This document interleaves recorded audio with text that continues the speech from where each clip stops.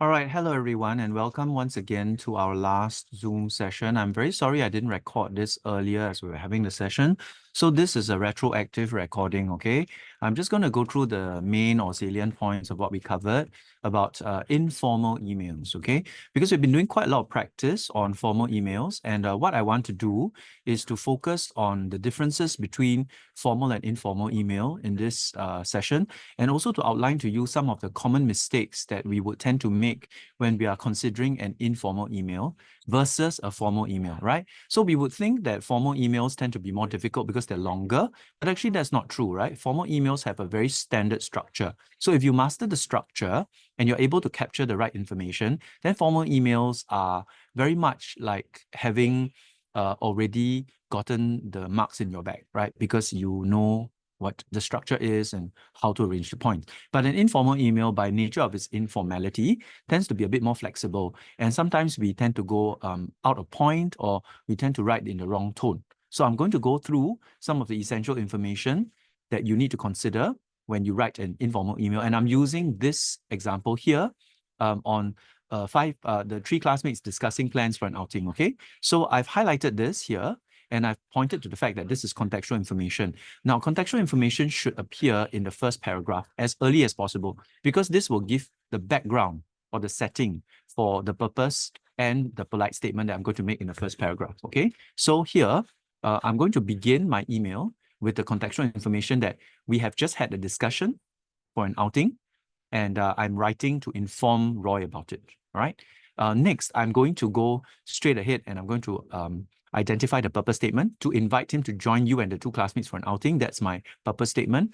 But I'm sure you can see that without the context, this purpose statement will be a bit abrupt, right? You don't know who is the 2 classmates. You don't know, like, what is this outing that you're talking about. So giving the context of the discussion and the plans for an outing will give the background information necessary to write the purpose statement properly and clearly, okay? Then the next point is I'm going to be looking at the date, the time. All of this, right, has to do with the essential information. So date and time is point 1. People going is point 2. Where you'll be going is point 3. Where the meeting place will be is point 4. And then the 2 details to encourage Roy to join the outing will be points 5 and 6, right? Now, even though it says here that you may reorder the points, my recommendation is that you do not, okay? Because most of the time, the points have been arranged in a logical sequence. So you can just follow the points set out here from 1 to 6, and you should be quite safe most of the time, right? Now, let's get down to identifying. So the date and time are here, 11 June, 11 a.m. And what's the date? 11 June, right? So the year is not stated, meaning you can just give the year as 2024, okay? This date is important because this will also influence the date at which you are writing the email, right? So your date cannot be later than 11th of June, and preferably much earlier, because you're planning for this ahead of time.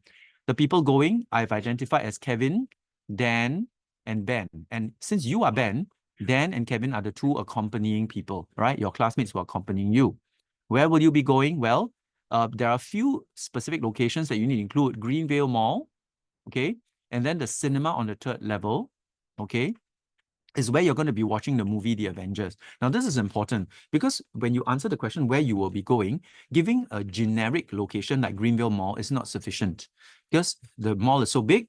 Where will you be going in the mall? You're going to the cinema on the 3rd level.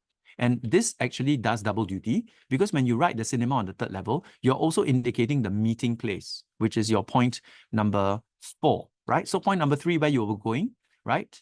And point number 4 come together. And then finally, why is it that Roy would be keen, right? Because he is keen to watch The Avengers, right? Which is the movie that he wants to watch. And because all 4 of you are pizza lovers, right? All of you are pizza lovers, right? So these are the 2 incentives or details that will encourage Roy to join in the outing. So once I've done my cursory identification of the 6 content points, I'm now ready to write, okay? And when I write, I need to bear in mind that I'm writing an informal email. So I need to know the differences between formal and informal. So in this case, right, the date is the same. The salutation is different, right? In the sense that when you look at Roy, you are looking at only the first name, right? Because in terms of informal email, you are referring to your friend in his first name. You will not require the full name, unlike in the formal email, right?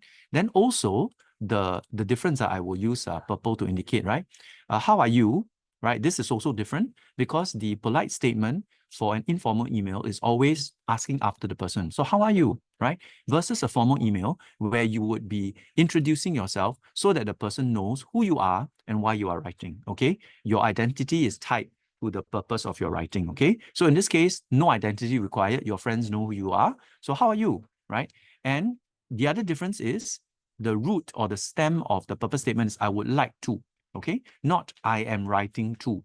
I am writing to is always a more formal and always a more official way to write to someone. So you wouldn't use that tone for your friend or for your immediate family members. I would like to, and here, right, the purpose statement is to tell you about the discussion then Kevin and I had, and this discussion led to the invitation, right, for Roy to join this group for an outing. So this is your purpose statement. This essentially remains the same, okay?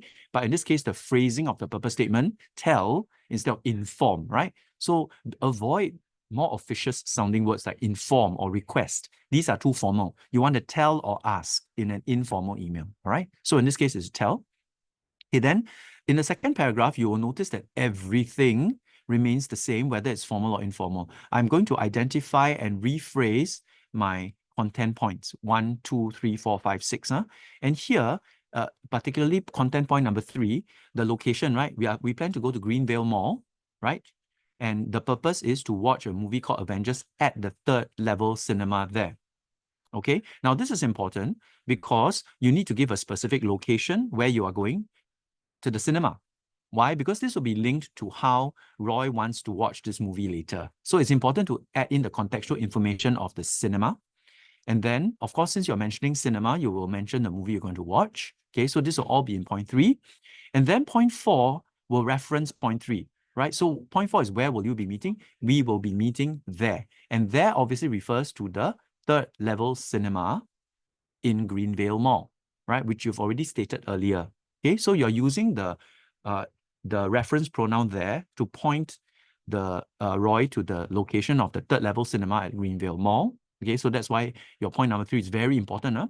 If you get it correct, then you can point to the correct location for point number 4 and later on for point number 5 and 6 as well. Okay, next, okay, what are the 2 reasons? Watching the movie you are keen to watch, okay, which is Avengers, you mentioned earlier. Again, you're referencing point 3, yeah? And then having pizza for lunch after the movie, since we're all pizza lovers, okay, this is point number 6, right? The second reason why Roy would be keen to join you. Now, after you're done with all the 6 points, go back and make sure that you tick off and check that every single point has actually been covered, huh? Okay. And once you have ticked off the 2 points, the 6 points, you can go on to conclude, right? Your informal email, right? And for informal email, I hope that you can, okay, there's a big difference here because in the case of a formal email, you always conclude, right, with the identity of the person you are writing to because his position is going to assist you in accomplishing your purpose. So as the principal of, as the form teacher, as the teacher in charge of, I hope that you can. But in an informal email, there is no need for this identity, right? So you can simply say, I hope that you can join us for this outing. Again, here you're repeating your purpose statement, join us for this outing, okay? Like I said, to be safe, beginning and ending, right? Hamburger effect, right? So that the person doesn't forget that you are aware of the outing. And I hope to hear from you soon. Now, this is the kind of like the ending polite phrase, but in this case, it's very important because if you don't hear from Ben, then you wouldn't know whether he's able to join you, right? So I hope to hear from you soon is the informal version of I look forward to your favorable reply, which is generally what we do in formal emails when we require permission to do something, right? So if you're writing to ask your principal for permission, you would say, I look forward to your favorable reply because without your principal's permission, you cannot do this particular thing that you're planning to do, right? But here in this case, don't need for that, right? So simply, I hope to hear from you soon because you want Ben to reply to you, whether he's able to make it or he's not able to make it. It'd be good for you to know so you can plan with or without him. Okay, so I hope to hear from you soon. Then yours sincerely, Ben. Right, that's it. Right, very straightforward, very simple, informal email, but just be careful of the difference in tone and execution. All right, I hope this has been helpful as a review and all the very best.